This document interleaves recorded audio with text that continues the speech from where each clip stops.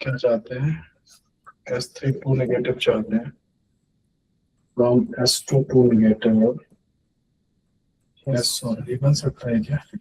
बन सकता है। इसमें क्या था कि N2O4 से 2NO2 बन रहा है ना, और हमें जो ग्राफ बनाना है वो किसके बीच में बनाना है, NO2 की कॉन्सेंट्रेशन और N2O4 की कॉन्सेंट्रेशन। ठीक है,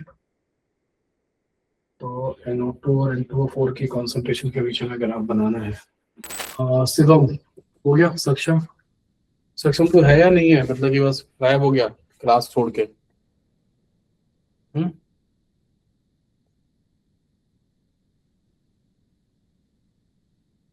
sulphide ion in alkaline solution react with solid sulfur to form polysulfide ion having formula this and this। इस लाइन का मतलब समझ में आ रहा है? Sulphide ion in alkaline solution react with solid sulphur. Sulphide ion ये होता है और सॉलिड सल्फर ये होता है। ठीक है, इनके रिएक्शन से वो क्या बना रहे हैं, वहाँ पॉलीसल्फाइड बना रहे हैं। पॉलीसल्फाइड कौन कौन से बन रहे हैं? S2 2 माइनस एन बन रहा है और S2 S3 2 माइनस एन बन रहा है और S4 2 माइनस एन बन रहा है। क्या आप इनकी रिएक्शंस लिख सकते हैं? नेगेटिव चार्ज कितना चाहिए आपको? IC -2 तो यहाँ से मिल जाएगा। और सल्फर एटम कितने चाहिए? 2 तो है, ये तो बैलेंस है। यस, ये कैसे बनेगा सर? 3 सल्फर चाहिए, लेकिन नेगेटिव चार्ज कितना चाहिए? 2। सर वो जो सॉलिड सल्फर है वहाँ पे 2 लिखते हैं। हाँ, तो इसका इक्वेशन ऐसे बनेगा। बस इसमें यही समझने की इस ये वाला आप ये नहीं कर सकते इनटू 2, कुछ ऐसा 4 नेगेटिव हो जाएगा। 4 नेगेटिव नहीं चाहिए मुझे वहाँ पे। समझ में आई बात? हाँ, यहाँ पे कितने चाहिए? S4 चाहिए, तो यहाँ पे आप ये तो ले लीजिए 3 सल्फर, लेकिन आपको दो यूनिट ही लेने पड़ेंगे।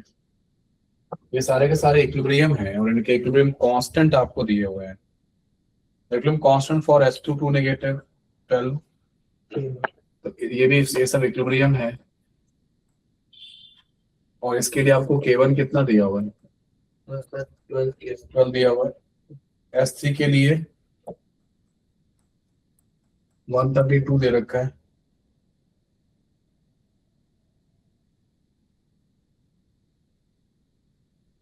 Equilibrium constant for S2 2 negative is 12 and for formation of S3 2 negative is 132. Both from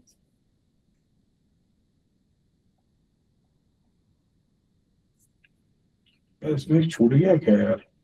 तीसरे का भी तो चाहिए होगा, नहीं चाहिए क्या?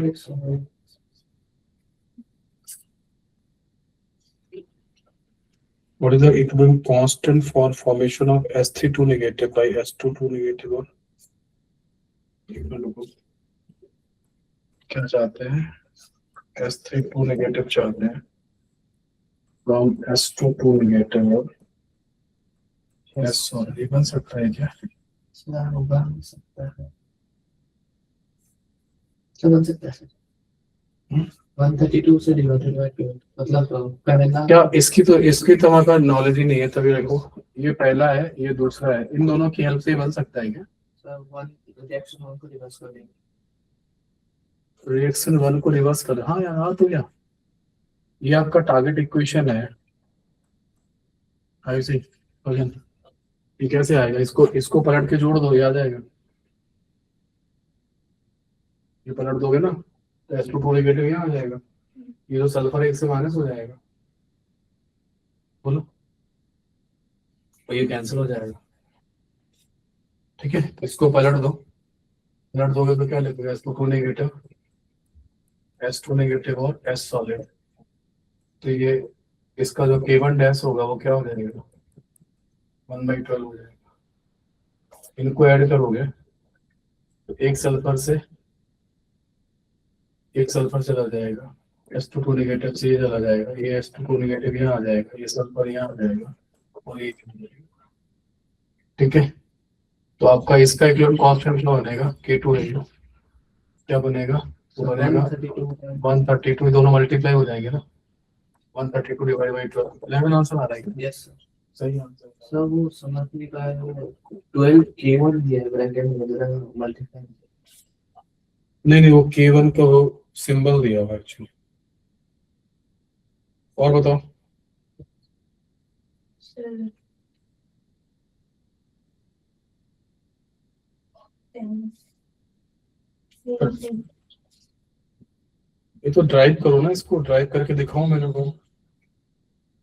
10 और 11 जिन्होंने ड्राइव करके दिखाना सौजन, और आप भी है ना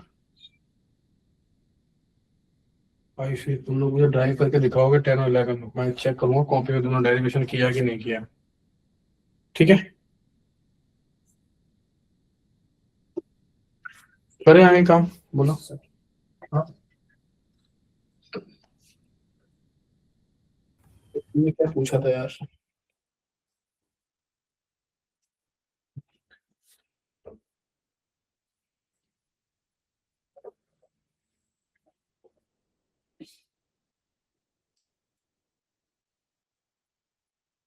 ये इसके पूरे ऑप्शन तो भेज यार, क्वेश्चन कहाँ है?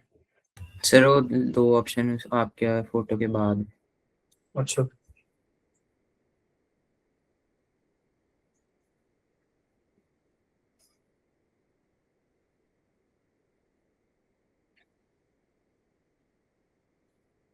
consider the following equilibrium, ठीक है, then select the correct graph which shows the variation in the concentration of NO2 against concentration of N2O4।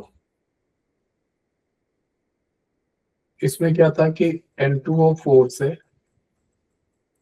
2NO2 बन रहा है ना, और हमें जो ग्राफ बनाना है वो इसके बीच में बनाना है NO2 की कॉन्सेंट्रेशन और N2O4 की कॉन्सेंट्रेशन, ठीक है। तो NO2 और N2O4 की कॉन्सेंट्रेशन के बीच में ग्राफ बनाना है।